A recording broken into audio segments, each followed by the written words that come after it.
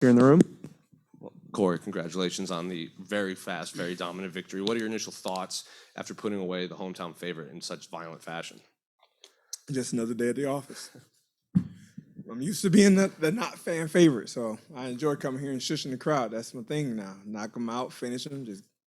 I said it all week. I'm gonna go out here, get the finish, and just stand up and watch the crowd have a long face. It was really long.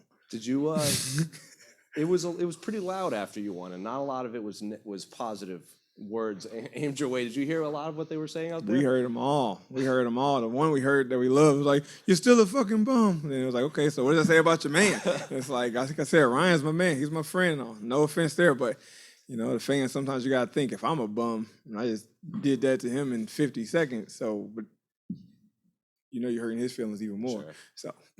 And that combo that dropped in, was that something you knew you could take advantage of, or you just see the opening in the moment? Oh, 100%. My coach called it off the first jab. First jab he threw, my coach called it. So we worked it all camp. I knew from when I sparred with him, he had a decent jab, but he doesn't step. The thing about boxing, when you're going to throw a jab, you got to bring your foot with it. If not, you happen to lean, and the hand comes to your hip, and it comes up.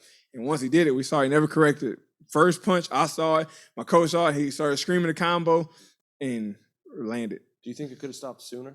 Like, you were on top for a while down there. I actually think I could have finished him on the feet sooner when I threw that combo and pushed him against the cage. I was supposed to go double jab, then under his punch and hit him on the chin, but instead I just decided to hit him in the belly and let him know, knock some wind out of him. And then, of course, this being a tournament, you know who you're going to fight next. Vadim Nemkov just defended his title. What did you make of his performance? And while you were sitting there cage side, did you see a lot of holes in his game that you knew you could take advantage of? I mean, he was like a hot pocket. You put it in the fridge or in the microwave, it come out hot at first, Then after it cools down, you just eat it up. And I feel the same way. Come out hot, but he got about 2-3 minutes, and with the way I move, I'm about to eat that ass up.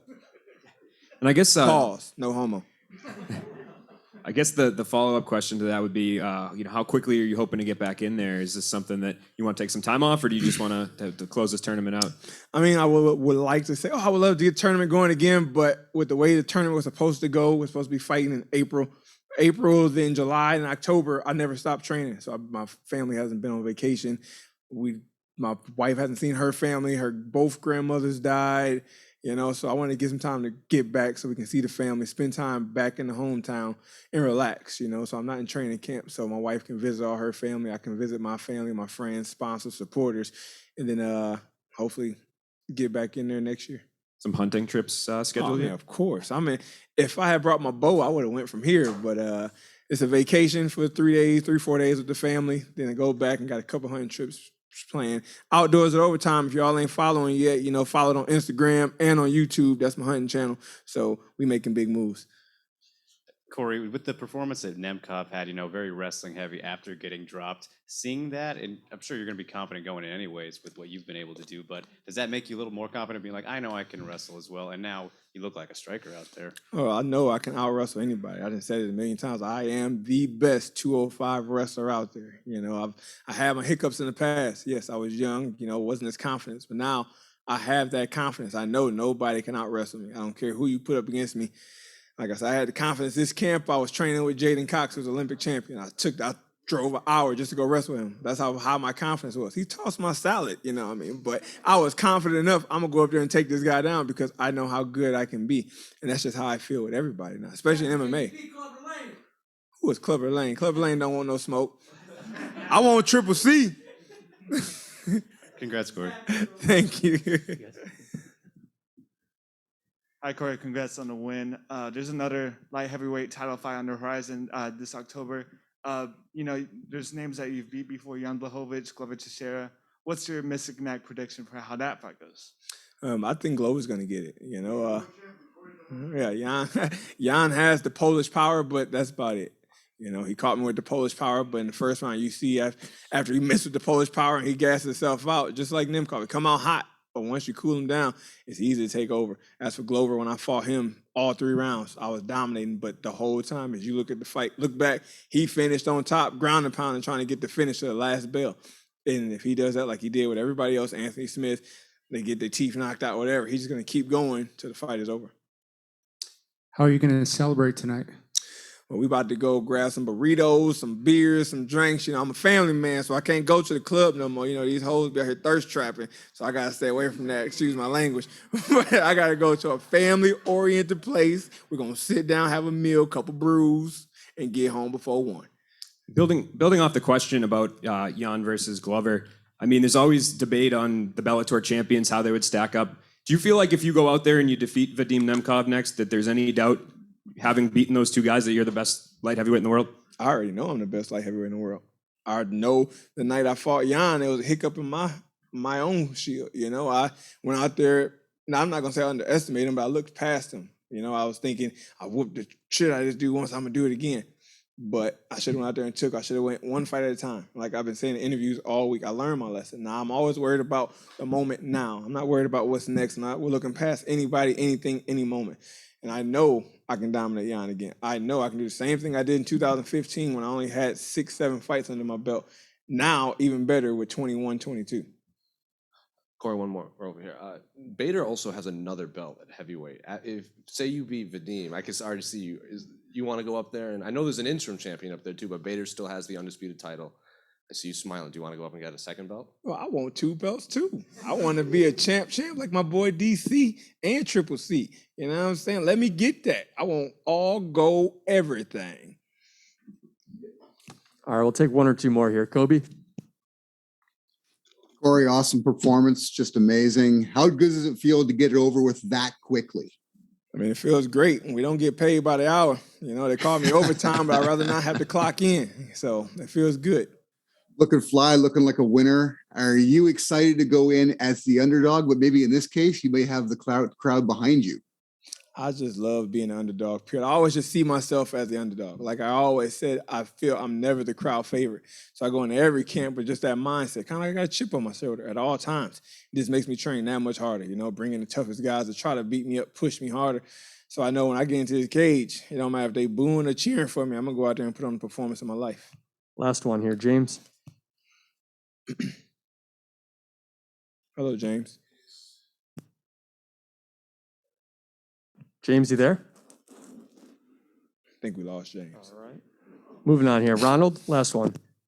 This is Ronald E. Smith from Game Real. Congratulations, Corey. You brought up before how you bet on yourself the moment after you chose to love the UFC. Now Bellator, you're 3-0. So many fighters think the way you think. What message do you have for them when they're trying to decide to make those steps in their careers? I'm gonna need you to say it again. You kind of, I don't know if it was you spoke it wrong or cut out, but I kind of got lost. Do that one more time, please. No, Sorry. no problem, no problem. I just wanted you to send a message to fighters who are like you. When you took the step for yourself to bet on yourself and decide to go to Bellator, now 3-0. What message do you have for them to go make that step? I mean, it's like my man Fran VanVleet say, bet on yourself, you know, Toronto Raptors, that's my boy from the hometown. That's the same thing. It came to a point, thanks to my manager, Ali, because I remember when it was going through it, I wasn't sure. I wasn't sure what I wanted to do. I was in kind of like a middle ground. You know, I knew it would be a tough road back to the UFC belt, and I know I can beat anybody there, but I knew I had already burned a lot of bridges in that relationship there, and it was like, is it worth staying here? But you just got to have faith in yourself. You got to know your worth. That's one thing somebody's always told me. First person told me that when I first went to Jersey to train, one of my first training camps, David Branch told me in the locker room. So I'm not fighting for the money. I just love fighting. I want to be the best. He said, bro, don't ever say it again. Like, your body is the business. You don't let anybody beat you up and take advantage of you for nothing. Like, you got to take care of yourself. Corey got to be taken care of. And now, 32 years old, I know this. I know my worth. At the time, I wasn't quite sure. When I decided to leave, I wasn't quite sure what was next because I didn't know my worth exactly. I didn't know how much my value would be. It was just throw the rock in the air and see where it falls. I was kind of scared, you know, to be honest. You didn't know what kind of deal you was going to get. And then it worked out where I got a great deal and a great opportunity to come to a great family, a great promotion, and everybody here has just been amazing to work with. The tournament style is awesome. All the employees, President, Mike Hogan, everybody I talk to on the phone, emails are just so easy to deal with. So if you're not happy, just like anything, if you're not happy in life or where you are, a job, whatever it is, quit and take that leap. Take that leap of faith. You just got to take that leap of faith. You might fall on your face, but hopefully you got somebody to help you get you up. If not, dust yourself off and try it again. Just real quick, Corey. In Bellator now, 3 for 3, 3 finishes, and all of them have been dominant. What's changed for you just in that regard, just finishing these fights and doing it the way you're doing it? I'm happy now, man. That's the big thing. You know, they always say a happy fighter is a dangerous fighter.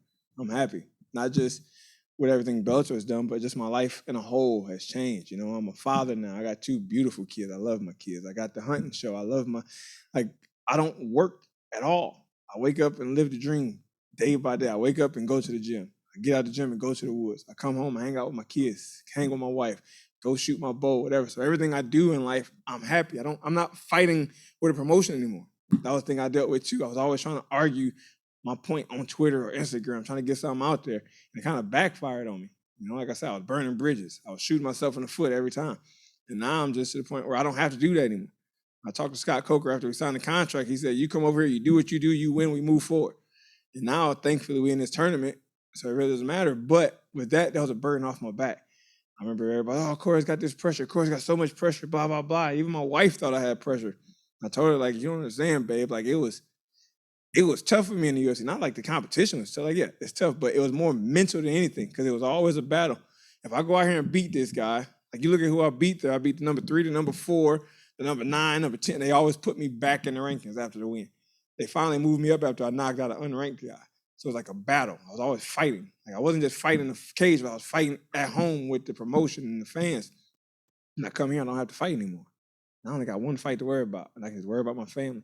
And I wake up every day, take that deep breath of fresh air, get out to bed, take my dog outside, whatever it is, and I just start my day with a smile on my face, and I go to bed with a smile on my face, and I just love life and just enjoy being here. Awesome. Thank you. Thanks a lot.